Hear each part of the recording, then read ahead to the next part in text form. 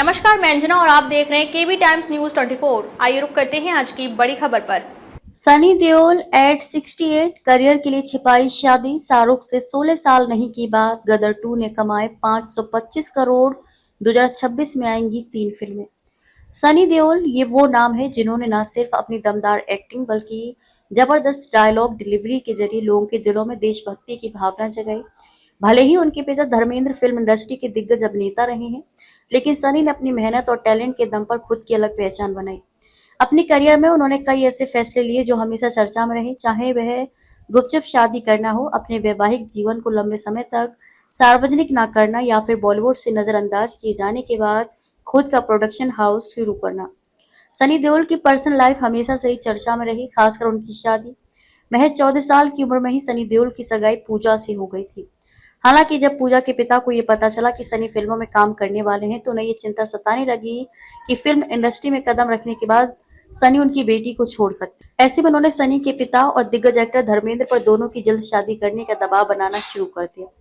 धर्मेंद्र लगातार पूजा के पिता को ये समझाते रहे कि वह फिल्म बेताब की रिलीज तक इंतजार करें, उसके बाद वे सनी और पूजा की शादी करवा देंगे। 1983 में सनी की डेब्यू फिल्म बेताब रिलीज हुई और वह रातों रात स्टार बन गए।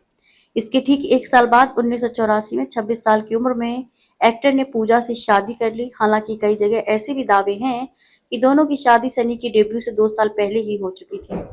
फिर सनी ने अपने फिल्मी करियर को ध्यान में रखते हुए अपनी शादी को लंबे समय तक छिपाए रखा। उनका मानना था कि अगर लोगों को पता चल गया कि वे शादीशुदा हैं, तो इसका असर उनकी रोमांटिक हीरो की छवि पर पड़ेगा और उनके करियर को नुकसान हो सकता है। शादी की शुरुआती कुछ सालों तक पूजा लंदन में ही रही। उस दौरान सनी चोरी छिपे लंदन जाकर उनसे मिलते थे। बाद में जब मीडिया में सनी और पूजा की शादी की खबरें आने लगी, तो सनी ने इन खबरों से इनकार कर दिया था।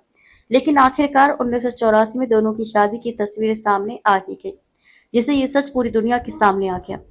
सनी देओल ने 1983 में फिल्म बेताब से बॉलीवुड में कदम रखा और पहली फिल्म से उन्होंने अपनी एक अलग पहचान बना ली। फिल्म की सफलता के बाद उन्हें कई बड़े ऑफर्स मिलने लगे। उन्हीं में से एक था यश चोपड़ा की फिल्म मशाल। इस फिल्म में सनी देओल को दिलीप कुमार के साथ स्क्रीन शेयर करना था। ट्रेड मैगजीन और अखबारों में बकायदा घोषणा भी हो चुकी थी कि सनी देओल इस फिल्म का हिस्सा होंगे।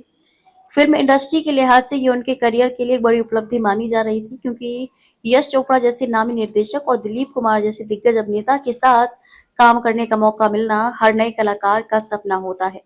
लेकिन तभी उनके पिता धर्मेंद्र ने उन्हें एक सलाह दी। धर्मेंद्र को लगा कि सनी का करियर अभी शुरुआत में है और उन्हें पहले खुद को एक सोलो हीरो के तौर पर स्थापित करना चाहिए। उनका मानना था कि उस वक्त दिलीप कुमार जैसे दिग्गज के साथ स्क्रीन शेयर करना जल्दबाजी हो सकती है और इससे सनी की खुद की पहचान कमजोर पड़ सकती है। पिता की सलाह पर सनी ने मशाल छोड़ दी। बाद में ये रोल अनिल कपूर को मिला और फिल्म 1984 में रिलीज हुई। मशाल की कहानी और गाने पसंद किए गए, लेकिन बॉक्स ऑफिस पर फिल्म खास कमाल नहीं दिखा सकी। उस दौर के हिसाब से इसे एक बड़ी फ्लॉप माना गया। अब तक के लिए बस इतना ही, फिर मिलते हैं एक ऐसे ही बड़ी खबर के साथ। तब तक के लिए नमस्कार और देखते रहिए केबी टाइम्स न्यूज 24।